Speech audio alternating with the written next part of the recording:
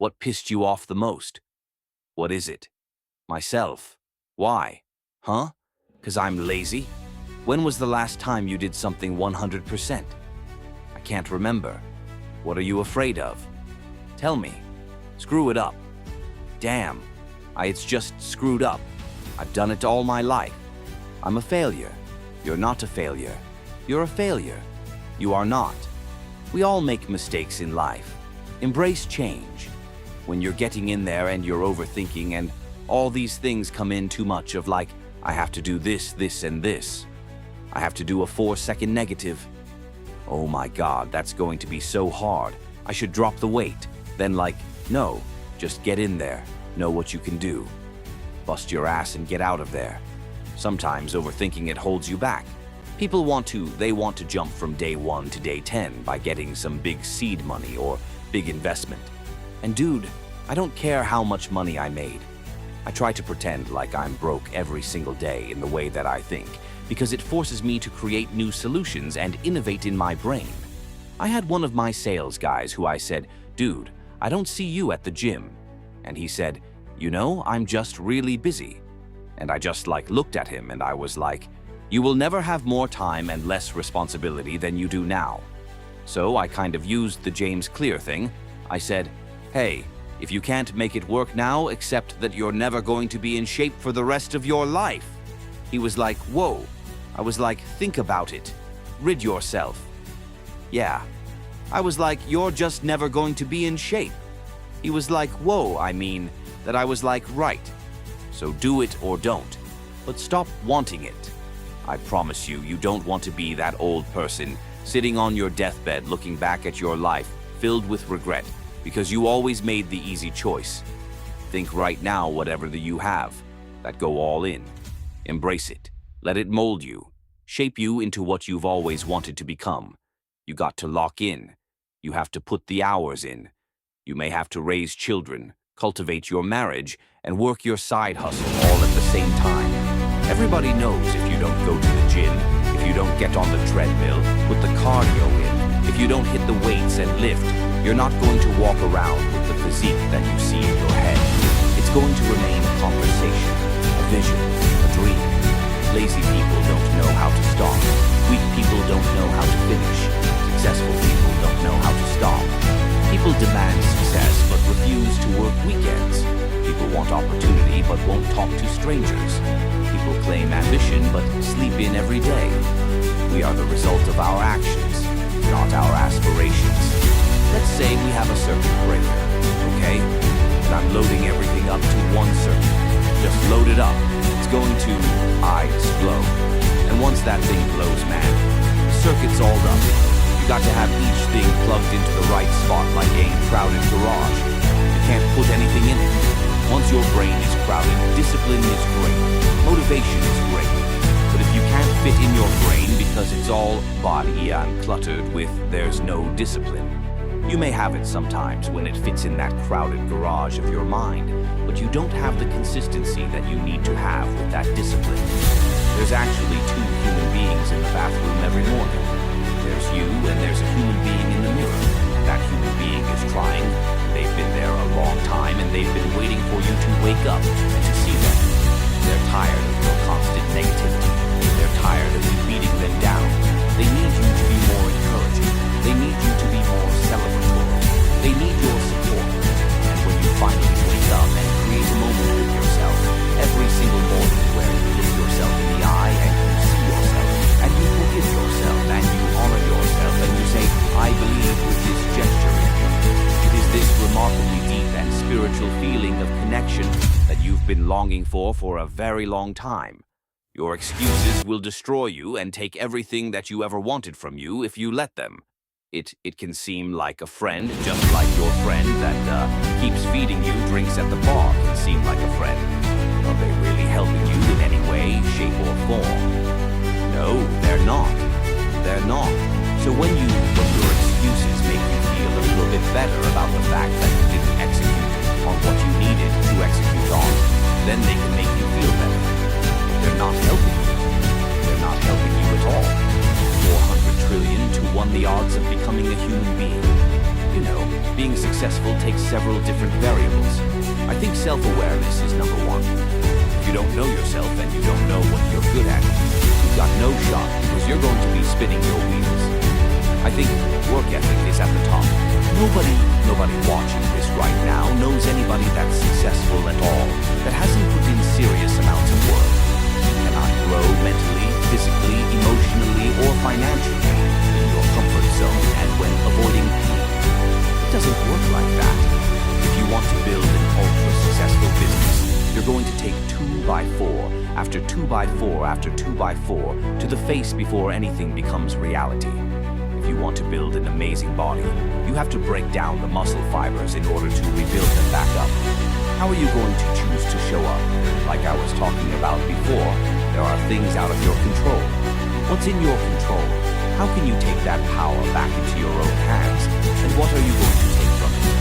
What kind of meaning can you find in taking power out of what you feel powerless in? Feeling stuck is a signal that you've stopped growing. That's it. When most people feel stuck, they don't understand that it's tied to a fundamental need for growth. We believe it's an existential crisis. We blow up our lives. Learning anything gets you back in touch with the fundamental need. It makes you start to feel like things are moving. And from that place of feeling a little bit more empowered, you'll be able to make better decisions about what big things need to change in your life. You get to live life one time. And this is the time right now to understand what's actually happening and actually map your behavior to something that will impact you for the next 80 years. Pay the attention to who's giving you the advice. Who's giving the advice? You should only take advice from people whose dreams for your life are bigger than yours are. You got to learn to pick yourself up on your own. A lot of times these fights and these battles, you got to be your own coach. You got to be your own motivator.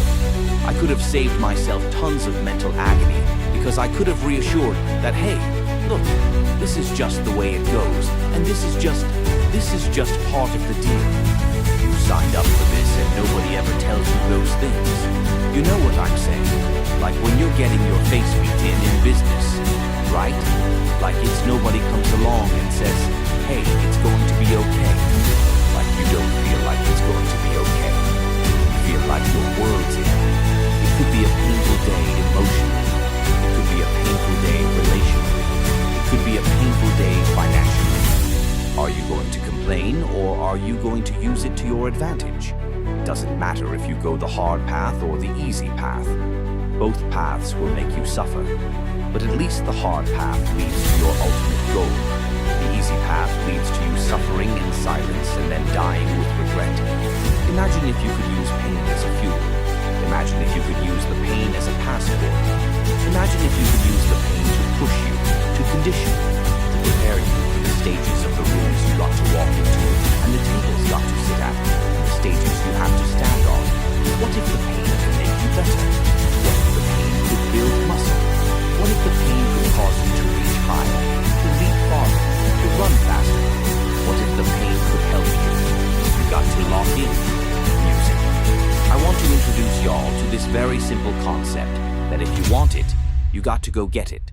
Some of y'all got this concept of what you want to accomplish. You know, some of y'all are motivated by broke. I'm broke. I'm stuck. I'm up. I can't do nothing. Other folks are motivated by materialistic things. It's a very simple concept. If you want it, you got to go get it. How bad do you want it? If it's as bad as you want to live or breathe or sleep, whatever the hell it may be, I can work with you. But a lot of people, most people don't want it that badly. Which why they always ask the question, man, how did you get to where you are? You know how to do it. You know exactly how to be you or how to be me. You don't want to do it. You know there comes a day, man, everyone's going to have this day. There comes a day where being average, being mediocre is just sickening to you. It's just sickening. It makes you want to grow up because you've seen people with far less talent than you as you're growing up with their childhood buddies, whatever else. They didn't have what you had yet. Now, they're going to become something that you haven't. There comes that day. It's either when you're young and it strikes you on the baseball field because you're sick of striking out, or it's when you get fired from your 5th job, you know, and your wife and kids are on your ass because you don't know how to support them anymore. There comes a day where push comes to shove, where being mediocre, being like average and just burns and sucks so much. You can't deal with it one more day and you get off your ass and you create something. It's always been there. It's always been inside of you trying to come out. But you've never wanted to unwrap it because it's too much in pain and commitment. It's time to unwrap the potential you can be. Superior man. It's within you. I'm not talented. There's life and death. Either you live or you die. Which one do you want, Tom? That was the decision in the corporate life and in the gym. But if you want something bad enough, you can't let anybody tell you you can't do something. I'll repeat that. If you want something bad enough, you can't let anybody tell you you can't do something. Not even yourself. A lot of days I'm like, oh, you can't do this, Tom. You can't be as quick as a 30-year-old on the computer. Oh, let me show you. I would have arguments with myself. I could do it. People doubted me. I doubted myself sometimes too. You know what? I watched Arnold fall down. Nobody remembers when he fell down. Arnold wasn't the glorified winner as he was in the first 70 or 75. He got up and became a famous film star. He became governor. He kept getting up and getting up. That's what it takes to do anything successfully in life. You got to want it as bad as you want to. And if you want it that bad, if you're willing to give it that much, you get a big piece of what you want. And dreams do come true. Anything you want can happen and become a reality. I believe that sincerely, and I'll die on that thought. I say, I made a full commitment that I'm going to go and be a bodybuilding champion. I made a full commitment that I'm going to be in America. I made a full commitment that I'm going to get in the show business, and I'm going to be a leading man, no matter what it takes. I will do the work. I would do the work over and over and over until I get it. And the same was in politics and everything like that. So to me, it is very dangerous to have a plan B because you're cutting yourself off from the chance of really succeeding. One day I made a decision that enough is enough. I'm tired of being average. I'm tired. I'm tired of being good. I'm tired. I want to go to the dealership and buy the best car. I want to move to the nicest neighborhood. I want to fly first class. I want to go to Hawaii. I want to go to Australia. I made a decision. Enough is enough. It's showtime. The hour is now for game changers to emerge. Road of obscurity and end to victory. Take the throne with everything that you have. Nobody cares where you start. Nobody's stopping you. There's nobody that's got to take your resume. There's no grades that matter. None of it. What matters is, are you willing to hustle? And how bad do you want it? Master the 3 W's. You got to want it. You got to work it. Then you got to whip it. I know. That's right. Now, how bad do you want it? A lot of times, people tend to get very comfortable with themselves, and they're always celebrating the same victories over and over and over again. But the moment they get uncomfortable or they find themselves in a new environment, they either freeze up or they go back. You got to be the person that wants to go a little bit further in whatever it is that you're doing in your life. Remember, as you live, there is opportunity to be greater. Dreams are that moment where you pick your head up and you get really quiet and you tune in to what your mind, body, and spirit is telling you. Kind of aim that inner compass out into the distance and you ask yourself, where do I want to go? Like if you think about 5 or 10 years from now, and the easiest way for me to figure out, that is, who am I jealous of? That usually shows up a lot faster than who am I inspired by, because jealousy is just blocked desire. You can't feel jealous of somebody unless you authentically want something for real that you think that they have. And the jealousy happens because you have somewhere in your psyche told yourself you can't have it.